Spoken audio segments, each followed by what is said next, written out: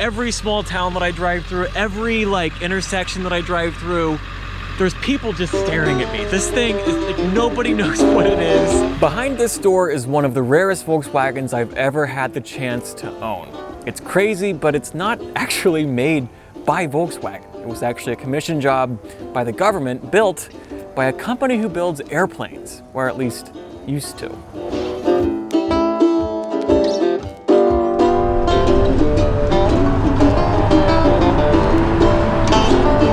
The story goes, in the late 70s, early 80s, the post office was really sick of using the Jeep DJ series mail trucks. They were breaking down, they were using a lot of fuel, it was costing them a lot of money to run these things. And they wanted to contract a company to build a purpose-built utility van just for delivering mail. A little company at the time called Grumman, who used to build airplanes and stuff for the war, got wind of this and they said, okay, let's give it a shot.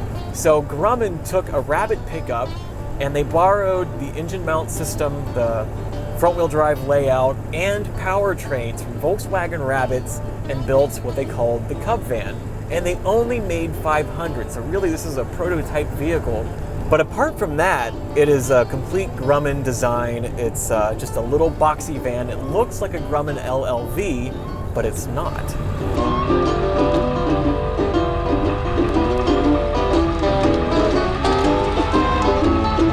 We're like 20 minutes away and just got fuel, so I guess we'll finish out the ride. Oh man, I'm so anxious. We're here. Oh man, this is big stuff. God, this is exciting. I didn't really want to pressure the seller into like, hey, you want to be on video with me? So here we are. I have it. It is so good. I like every small town that I drive through, every intersection that I drive through, there's people just staring at me. This thing is like, nobody knows what it is. Okay, here we go.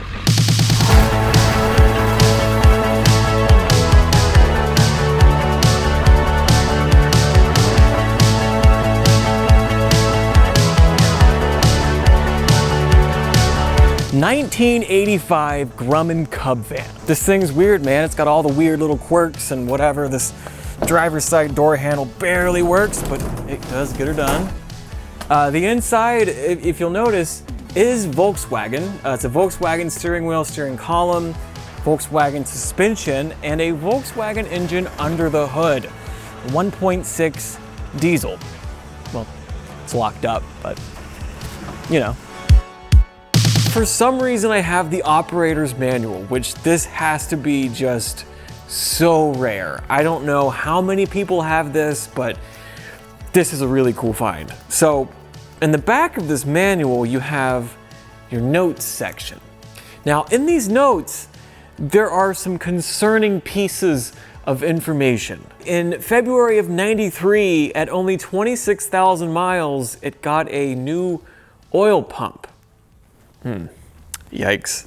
January of '94, at 40,000 miles, it got a new head, new pistons, rings, guides, seals, and a full rebuild from there, it sounds like. Now, like I said, the engine is locked up, so I'm starting to wonder if this doesn't have something to do with it. Now, what's weird is why a 1.6 diesel required a complete overhaul at only 40,000 miles. These engines are generally very reliable and will go 4 and 5 times that mileage without needing some serious work. So what happened to this to necessitate that? So I started looking around and I realized that the passenger side engine mount is badly bent, but there's no obvious damage, or at least damage that was fixed, here on this front corner. I mean, it's so flat and straight that it would be, or at least to me, very obvious if it had been worked on, and it just doesn't look like it. So my only theory is that they raked this thing over something either in the road or whatever. It caught the oil pan, raked the engine back, bent the motor mount, maybe, possibly, raked the oil pan off the engine, oil ran out, oil pressure went to zilch, and so have the oil pump and oil pressure issues. I'm only assuming. I have no idea. The engine is currently locked up, but I'm not sure if it's from sitting or if it's maybe a mechanical lockup. Now the good news is I do have another engine, and this is a huge upgrade to the 1.6, and especially that new oil pump, total overhaul 1.6 from 20 years ago. I don't want, honestly, any part of that. This is a 1999 New Beetle ALH 1.9 turbo diesel engine, and it runs great. Now this came in a car that I have not talked about here on YouTube yet, and I believe that's scheduled to be my next video. But this TDI runs great. It has a complete swap harness, axles, mounts, the works, and this will fit in the Grumman.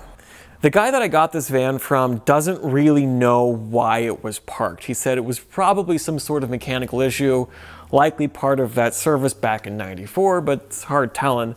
Now, it's complete, it's all here, but I really don't know what the situation is. I think I'm gonna try and free up the motor, replace the belt, and see if I can get anything to happen.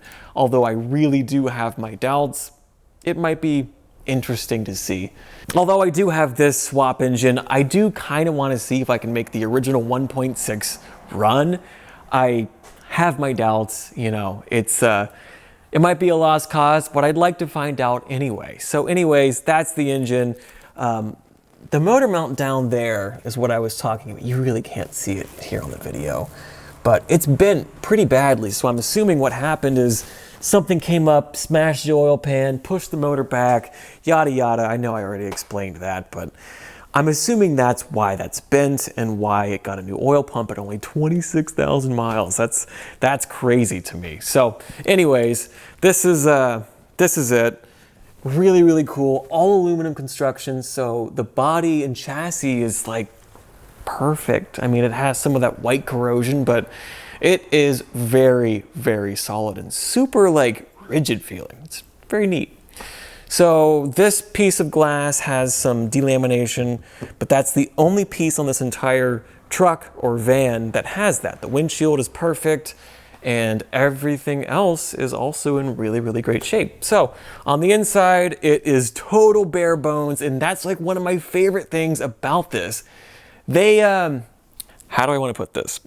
They gave absolutely no attention to comfort or style.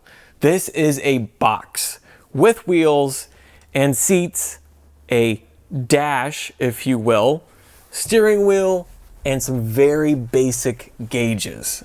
This toggles for the hazards, this one's for the dome light, this is your blower motor control, headlights, very basic gauge layout. This is your fuel gauge, engine temp, speedometer with your odometer, 73,000 or so. There's no hundredth place, so who knows.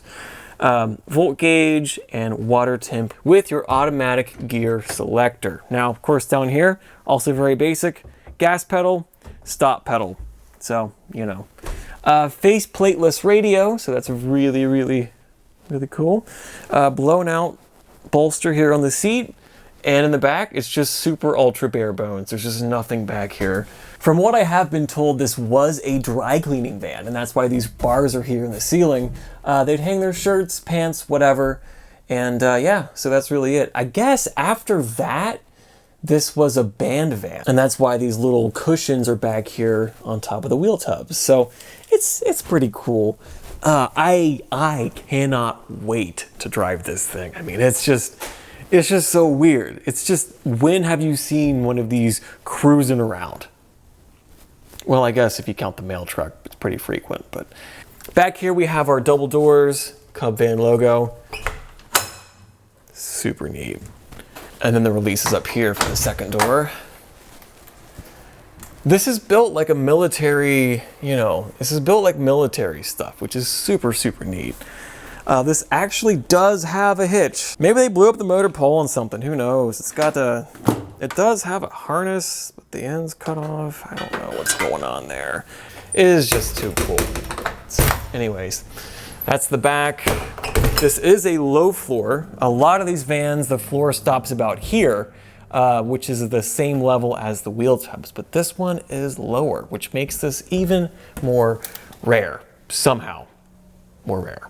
So down the driver's side, it's also very, very straight. This window is not delaminated, but Unfortunately, the driver door has a big crease in it. This totally sucks. I don't know what happened. It doesn't matter. There's probably nothing I can do to even fix that. You can see here, or maybe you can, I'm not sure. This says something about master cleaners. Again, this was a dry cleaning van at some point. You can see Berea, Ohio. Phone number, yeah, hard to read. But super, super cool. Fuel door, diesel, super, super neat. I absolutely love this stuff. This old historical stuff is just too cool to me. It's just too cool. Thank you so much for watching. If you enjoyed this video, subscribe for more to come, and we will see you in the next one. Boy, I have a really special car to share with you next week. Thank you for watching. Take it easy.